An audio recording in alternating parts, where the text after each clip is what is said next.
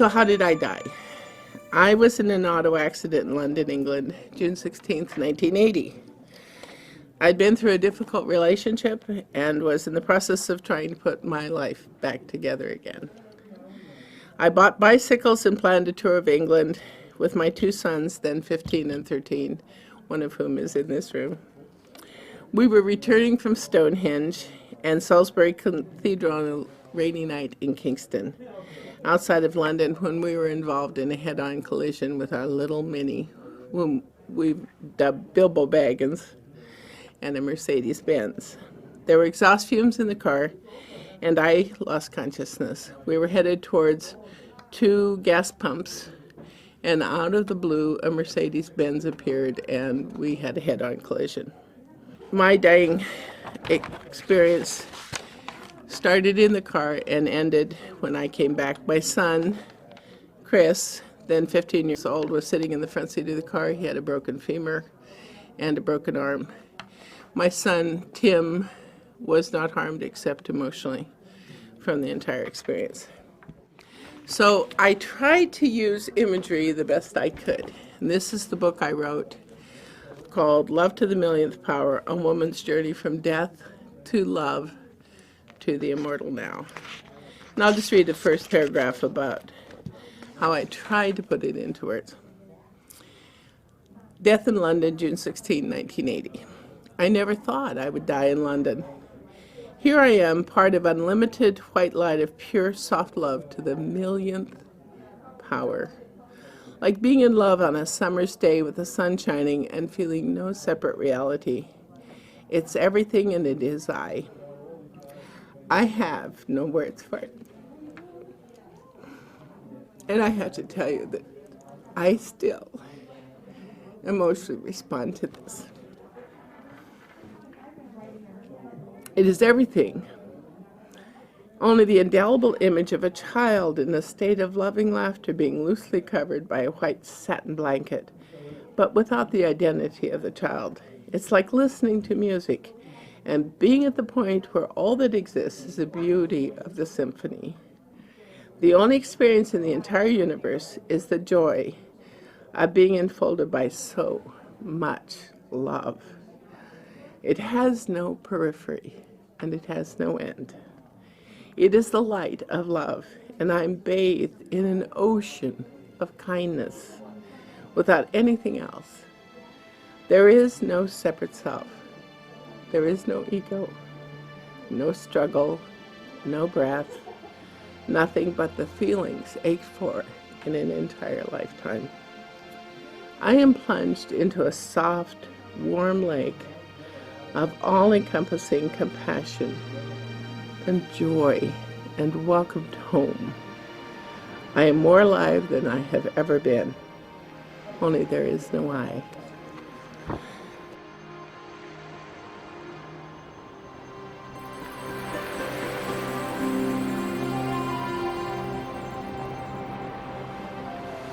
One who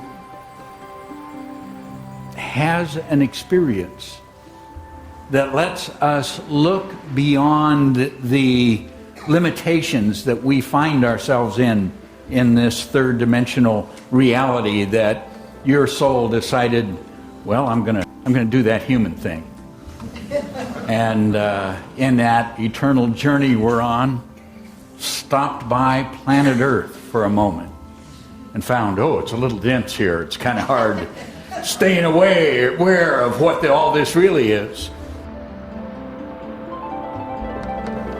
And the writing said that I would do 4 books in my lifetime. And the first book would be like a teacher.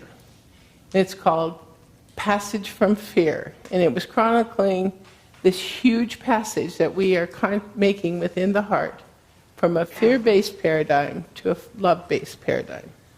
So it said Armageddon or Renaissance. The second book is called Passage from Karma. It's at the end of sin and repentance. It is going to that place where there is just love within our experience. And the third book, it said, would be on alternative realities. It turned out to be on love in the present time.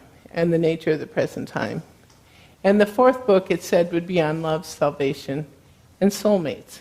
And it said these books were to be done for the events that would happen 30 years from then. And I'm just fine. Whatever it tells me to do, that's what I do. 30 years from now, fine. I don't know what's going on in 30 years. But it didn't occur to me till later. That was 2012. And then, and the 100 years, for the next 100 years, so that we can make this huge shift within the heart to adjust to the solutions we need for the events of the next 100 years. So I take these 16 pages of the beginning of the first book, and I go to, obediently, to Barbara and Bruce and Charlotte MacArthur and David, and I hand them 16 pages.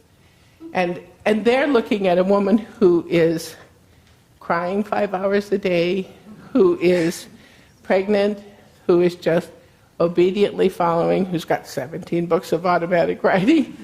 And I'm not sure how you would respond to a person like that.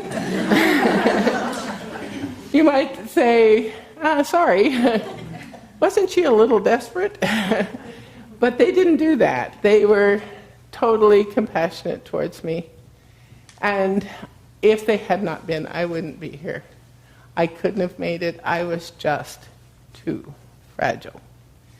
So then they became a nurturing support for me as I went through this process of basically channeling these books that occurred.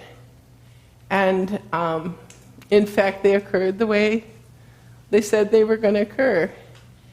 Interestingly, though, the book on love, salvation, and soulmates, I thought would be an interesting treatise, sort of an intellectual treatise, and it said no. And by the way, Love, Salvation, and Soulmates is not a memoir. But it's really blunt. So those of you that have read it, it's there, warts and all, because you have to tell the truth. If you're going to tell the story, you have to tell the truth. And the writing said, and the writing is interspersed throughout the book, but the writing said that you can't have a treatise on love, salvation, and soulmates except as a story, because everything comes from within. It said that the next place we are going to really begin to understand is that everything is from within. And so that story that comes from within is an actual understanding of what it really is in the heart to have love, salvation, and soulmates. So I completed all four books in time, and I am like so many near-death experience survivors. I don't know, you've probably read some books, like Eben Alexander wrote a wonderful book, and he said he used to think that the brain produced consciousness as a neurosurgeon. What he found out was the brain was simply a filter for consciousness once he went through a near-death experience. I spent some time with listening to Anita Moorjani. And again, she was a woman, if you've read her books, who had died of cancer and came back. Again, those of us who've been through these near-death experiences, we went through this horrible period of grief. We came to adjustment, and we are serious about communicating with others the most important thing, which is that there is no death. And it is so important that we remove ourselves from a paradigm in which we think there's just life, death, heaven, that's it. And we begin to really explore what the heart actually is. We begin to explore what the heart is within the present, within the presence of the presence, because that's who we are. When I died, this wasn't here, it was gone. And still I was within the presence of love to the millionth power. That's who we are. And so many of us, now we have over 8 million people who've gone through near-death experiences, And some of them I've talked to have said, trying to put words to this, you almost shouldn't put words to it because there's hardly anything that can describe it, but that's who we are. There is only love in the present time, period. That's it.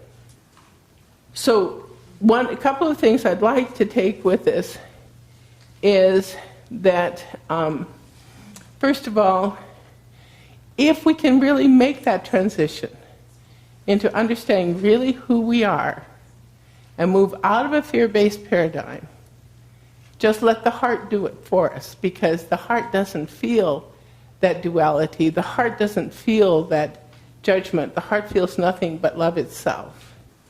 If we can do that, can you imagine what it will do for the entire planet?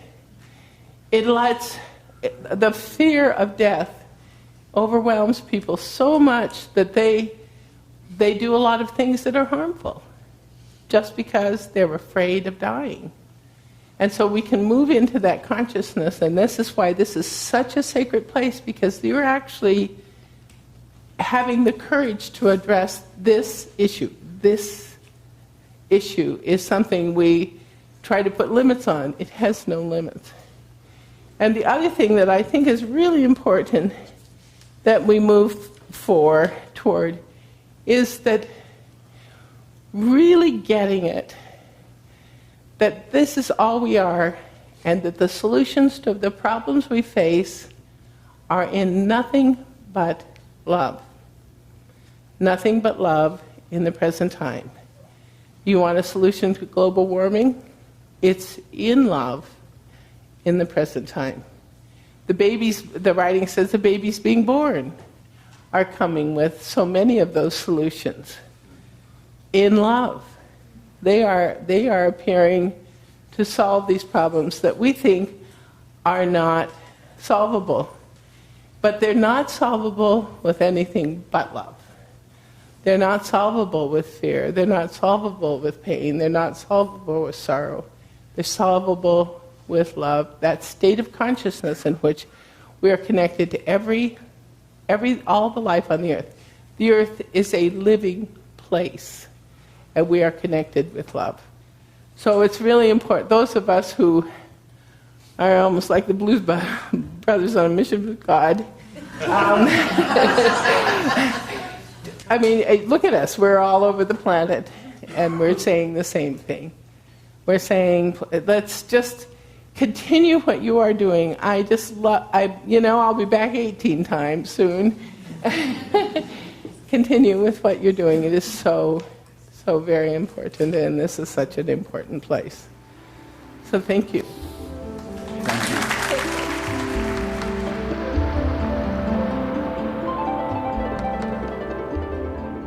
I was led to Bruce and Charlotte MacArthur at the Casey meeting, who had been involved with the Casey Foundation. Bruce had been on the board of directors.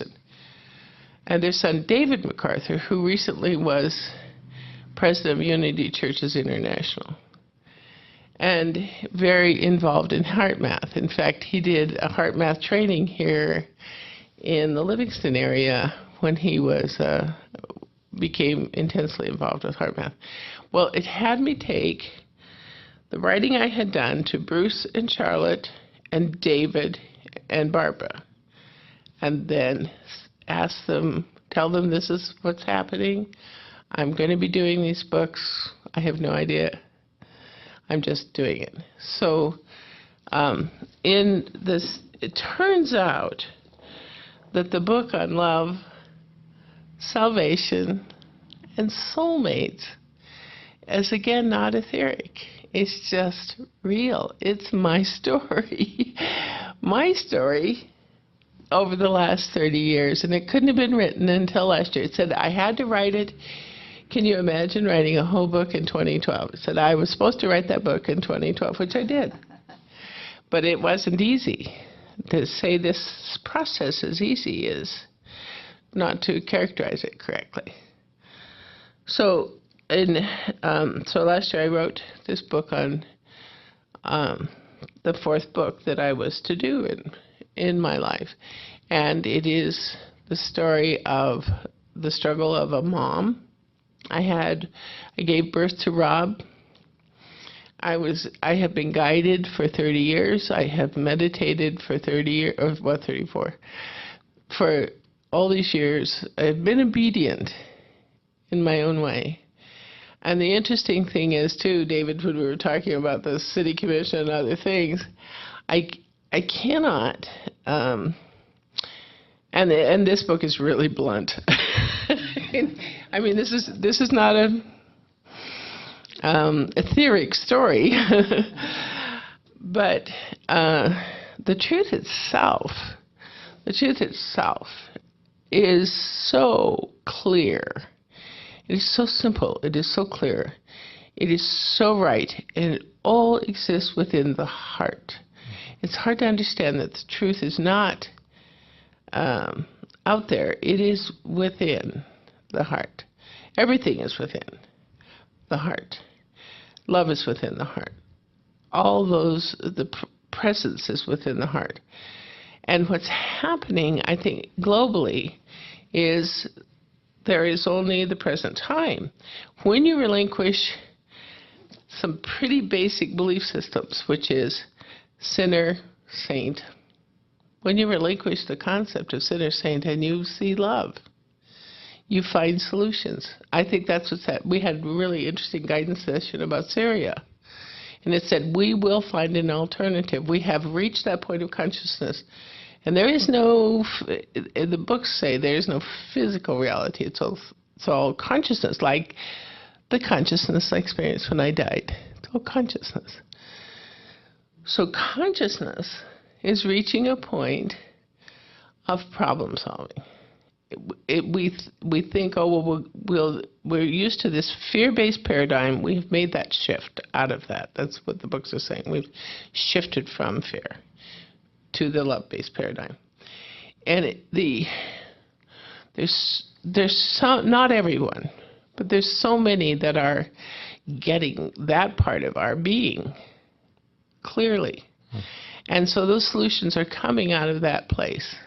And so when we're talking about global warming, when we're talking about Syria, those solutions are coming not because we're willing it, because they are coming. That is like the sun coming up in the morning. Only we did this session and said it really essentially that the sun is, the power of love is so great that the sun is nothing in comparison. I mean, it's that powerful, and we're just beginning to truly explore the power.